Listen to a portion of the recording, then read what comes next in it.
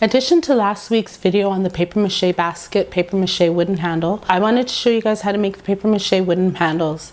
If you want to see how I create this video, keep on watching.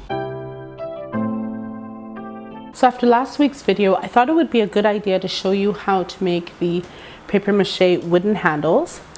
And I also wanted to show you what to do if you wanted to add wooden handles to your Paper Mache project. So I have this one. Wooden handles are easy to make if you have the right tools. You would just create the shape that you want on wood, and then you're going to use a jigsaw or any cutting machine that you have and just cut the shape out, and then you would put a hole in the top. Now for this particular bowl, I did make a little bit of a mistake, so I'm going to fix it. But right now I wanted to show you, if you're going to add handles, especially if you're going to put handles on the top like that, what you need to do is ensure that you have a thick enough base for it. And so this one here is thick, where you're able to put your handle down, and if you're going to screw it, you would then have enough space to put your screw through, and it actually hold in your bowl. Now if by chance when you're putting in your screw and you catch the inside, can you see that? All I would do is take paper mache and make a unique design inside and cover it up. I would also recommend putting a little bit of glue in your hole and then putting in your screw to hold it in, and that's one way that you would be able to create your handle. Now I did show you guys this one last week, but what I didn't show you was actually how I created the top portion. While this was still, it was damp, it wasn't fully dry, but it wasn't wet where it would fall apart too much. And I cut inside and I pushed in my wire, and now look, it doesn't move. It's like there. Now the way that I created my sawdust paste was just like if you were to be creating anything wooden and you want to cover a hole, is I put some sawdust in, and I'm using carpenter's glue, and you need enough glue that it's still going to be moist. I think I might have put a little bit too much in there. What I wanted to also do was color this, put a little bit of brown and see what it looks like. And I don't know if you use a different type of glue, what will happen. I never tried, but let's just use this one, and you're just going to make it like a paste.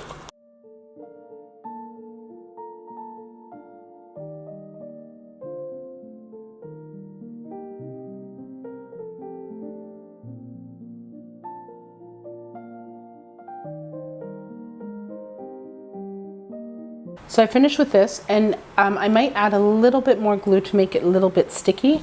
So guys, one of the things that I do when I'm reactivating my paper mache is I do add a little bit more water.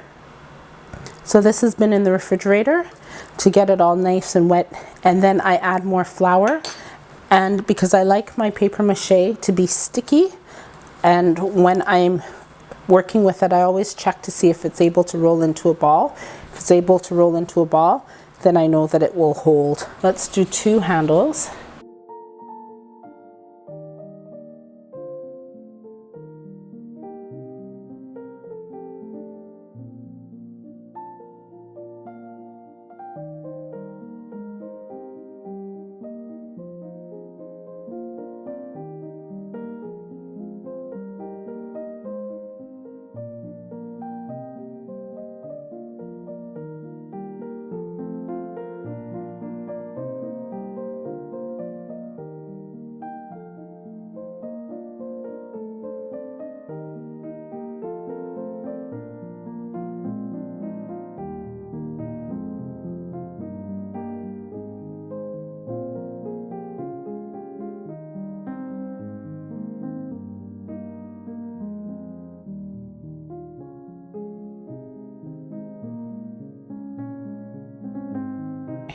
To be one of the first to watch my videos, make sure that you're subscribed to my channel and hit that notification bell to be notified when I upload my videos every Tuesday. So now once you've taken this off, and it should just come off or pop it, remember that the glue will stick.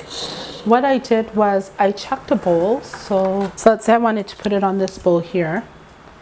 it's not enough. It can go on the top like that, but let's say that you wanted it more circled. Because it's hot, you can still mold it. You see that?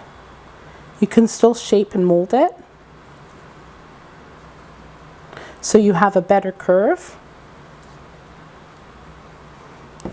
If you even wanted it more, you can still mold it and then create the shape that you want. It's not fully dry. I can still dip it in some water, and there you go. Okay? So then you would be able to have a shape like that, opposed to a flat shape like this one. The other thing too is make sure you pinch it,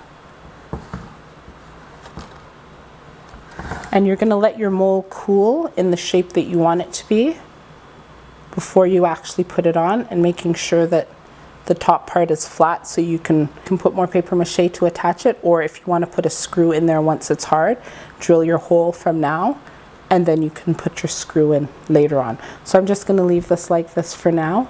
So that is one way, and remember, this is the paper mache and wood. You don't like the wrinkles. When it's warm, you can still pull out the wrinkles. I like it. I think it adds a little bit more dimension to your handles. And also remember that if you want the two-tone color, put plastic, like wrap plastic around part of this, and it will come out two tones for you. So once again, this is what it looks like. Now, one other way that you can create a handle is use this cardboard portion. Save it. This is not done, but once your masking tape or any kind of tape is coming to an end, save these carton parts, even if it's your toilet paper, and then you can use a handle that way. You can also, this is just a bread lid. I cut it in half. I put them together, and then you can cut out how deep you want your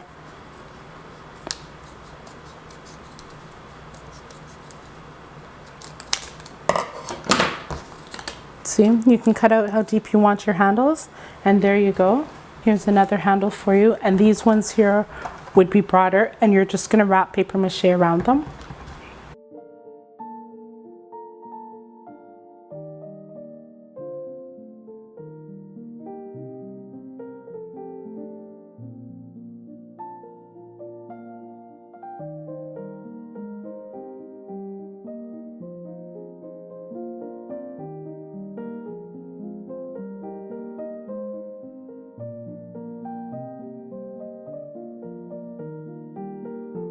So guys, so this is the plastic, and here it is. And really, you don't really need this stuff for stability, but it's nice when you're creating your handle that you have it, because it just makes it easier, and it's also going to be a nice shape. If you're putting on a handle on a dry paper mache bowl, what you want to do also is make sure that you add water and kind of make that portion wet, and then you can just add it, and I'll show you here. Keep adding your paper mache around and build up your handle. You see?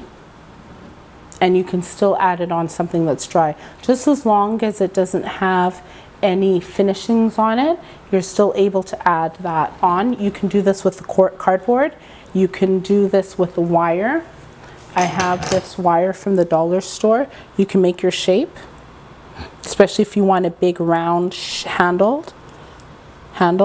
You can make your shape and then put the paper mache on it, just so that you have the shape. And yeah, there you go.